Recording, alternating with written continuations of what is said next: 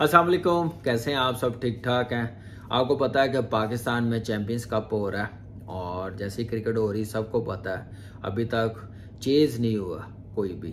और आजकल की क्रिकेट में आपको पता है 340 350 रन होते हैं और चेज भी होते हैं। और लेकिन इस वक्त इस टूर्नामेंट में टीमें पैनिक हो रही है, लड़के पैनिक हो रहे हैं या फिर 50 ओवर्स की फील्डिंग करने के बाद बिल्कुल जान ख़त्म हो जाती, हिम्मत नहीं होती। आप देखें टांग नहीं चल रही होती, पार्टनरशिप कोई लंबी नहीं लग रही होती, बाउंड्रीज पे ज़्यादा रहते हैं, उस पर फिर रिस्क बढ़ता है, उस पर आउट हो जाते हैं। और ये चीज़ें अब देखनी है मेंटोर ने। इन लड़कों को सोचना चाहिए कि हम लोग क्या बेस्ट कर सकते हैं, क्योंकि ये टूर्नामेंट कहा जा रहा है कि पाकिस्तान का सबसे बड़ा टूर्नामेंट है पीएसएल के बाद।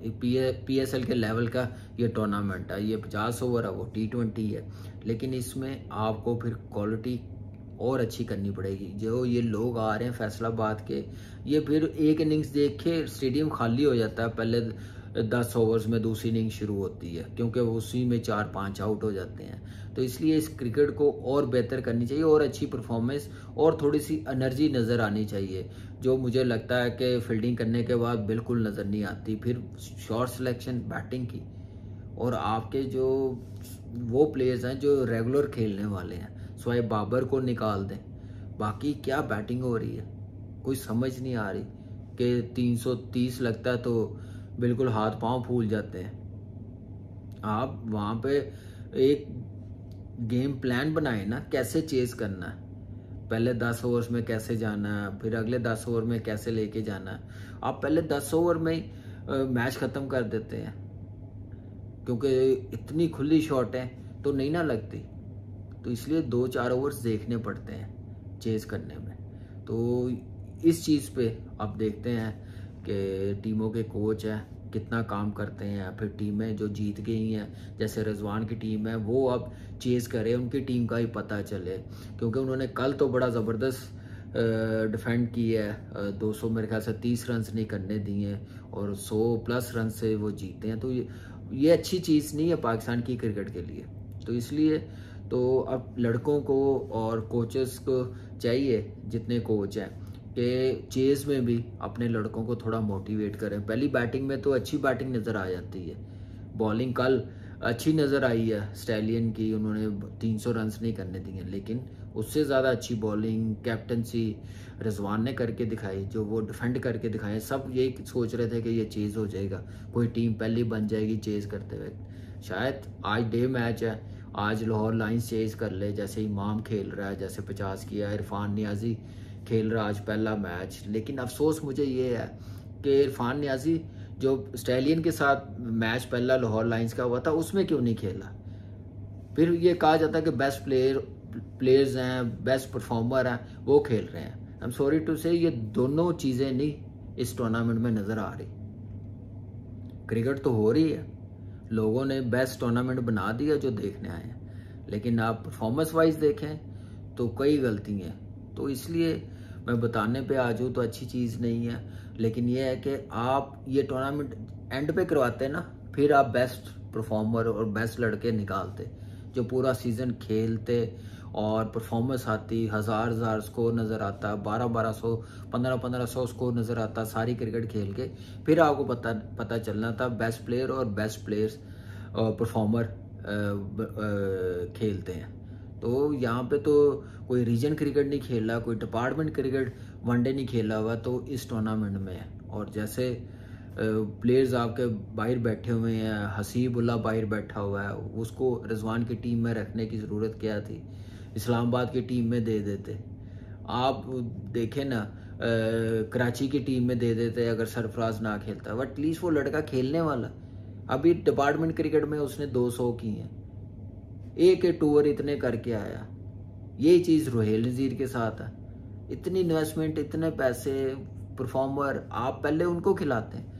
उमर अमीन डगआउट में बैठने वाला प्लेयर है, जिसने इतने रन्स किए हुए। अभी ये के टूर में उसने 200 किया, सॉरी, बांग्लादेश के खिलाफ। तो ऐसे तो नहीं आप कह सकते कि क्वालिटी और परफॉर्मर खेल रहे हैं, कई डाउट्स हैं। तो फिर आप इसका मतलब है कि जो इंटरनेशनल में हो रहा है वो तो डोमेस्टिक में भी हो रहा है। जो 6 टीमों बनाई थी बोर्ड ने, वही काम इस टूर्नामेंट में हो रहा है। या फिर वो आप सोच रहे हैं कि नहीं, ये जो खेलने में पाकिस्तान है इनकी कोई ज़रूरत नहीं है। ऐसे नहीं होता। मेरे ख्याल से इन लड़कों का काम है खेलना। इन लड़कों को, जो बेस्ट प्लेयर है उनको तो खिला लें पहले। जो बेचारे 3-3 मैच खेले हुए हैं, जो नहीं खेले हुए, वो ये टूर्नामेंट खेल रहे हैं। फिर हारिस ने जो कल बात की है, ऐसे नहीं करनी चाहिए। मीडिया पे आके टीम हारे तो मैं खुश हूं, कैसे कह सकते हैं? आप मौका दे रहे हैं लोगों को, सोशल मीडिया को बोलने का, जो आपकी ये बात पकड़ के बार बार हाईलाइट कर रहे हैं। आप पाकिस्तान खेले हुए हैं, ये टीम के कप्तान रहे हैं, ऐसे थोड़ी होता है। जिन्होंने चेक करना है, जिन्होंने टीमें देखनी है, वो डकआउट में बैठे हुए हैं। आपका काम है कैप्टनसी करना। आप बताएं कि क्या गलत शॉट्स खेली है, क्या बॉलर्स ने बॉलिंग गलत की है। आप बस डिस्क्राइब करके जाएं।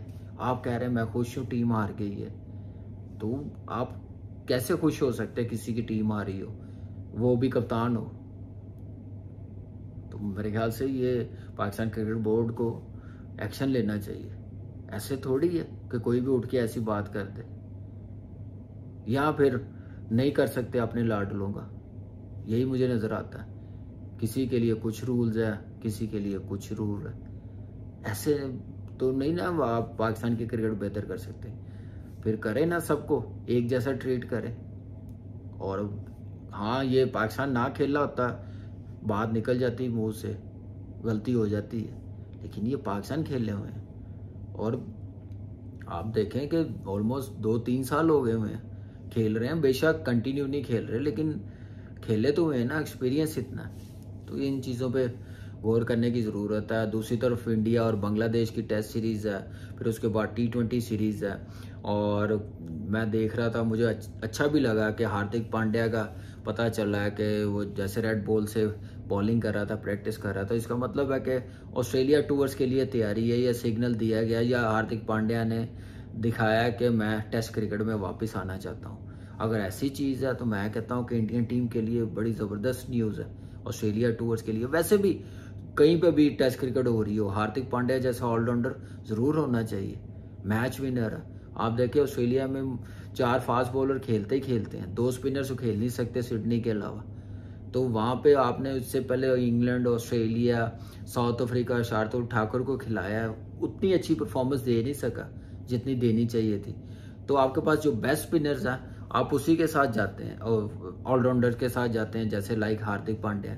अगर उसने इनकरेज दिखाई है टेस्ट क्रिकेट में, तो मेरे ख्याल से इंडियन टीम के लिए बड़ी ज़बरदस्त, और कॉम्बिनेशन कितना ज़बरदस्त बन जाएगा। बैट्समैन भी पूरा, बॉलर भी। आप देख लें कि डे में 14-15 ओवर करने वाला, 3-4 तो आउट करने वाला ही है ना, पेस भी है। तो मेरे ख्याल से ऑस्ट्रेलिया टूर बड़ा अच्छा हो जाएगा इंडियन टीम के लिए अगर ये वापस आ गया। फिर T20 सीरीज़ के लिए ईशान किशन को सोचा जा रहा है वापस लाने का, और होना भी चाहिए। और गौतम जितना खुद बड़ा प्लेयर है, जितना उसका दिमाग है, जितना वो समझता है क्रिकेटरों की प्रॉब्लम, मेरे ख्याल से उसको एहसास हुआ होगा जो ऐसी न्यूज़ चली है। और लेना चाहिए गौतम को, ऐसे प्लेयर्स को ज़ाया नहीं होने देना चाहिए। ये टैलेंट है, गलती होगी, सज़ा मिल गई तो ज़रूर आना चाहिए। स्टेप बाय स्टेप लेके आए, देखें, उसके बाद उसको कहें आप कि नहीं अब गलती ना हो, तो खेलते जाओ, परफॉर्म करते जाओ। ऐसे प्लेयर्स कम ही आते हैं, जैसे Ishan Kishan wicket keeper batsman है, पंत है। आप देखें कि इन प्लेयरों को बिल्कुल साइडलाइन करने की ज़रूरत नहीं है। शुभमन गिल को कहा जा रहा है कि रेस्ट दिया जाएगा T20 क्रिकेट में, तो मैं कहता हूँ कि अच्छी चीज़ है। टेस्ट मैचेस के लिए फोकस रखा हुआ, T20 अभी बड़ी दूर है। ऐसे रेस्ट भी मिल जाएगा, वर्कलोड भी मैनेज होगा, और बेंच स्ट्रेंथ भी तैयार हो जाएगी। यही तो कमाल है। सिराज, बुमराह ये नहीं खेलेंगे क्योंकि विराट कोहली और रोहित तो छोड़ गए हुए हैं, रविंद्र जडेजा। तो एक उनके पास प्लेयर और पूल बहुत ज़बरदस्त है। चाहे वो टेस्ट मैच हो, चाहे T20 हो, चाहे वनडे हो, उनको 15 बनाने में इतनी प्रॉब्लम है क्योंकि उन्होंने अपनी क्रिकेट को बहुत ऊपर ले गए हैं और प्लेयर्स उन्होंने बनाए हैं सिर्फ एक क्रिकेट की तरफ फोकस नहीं रखा।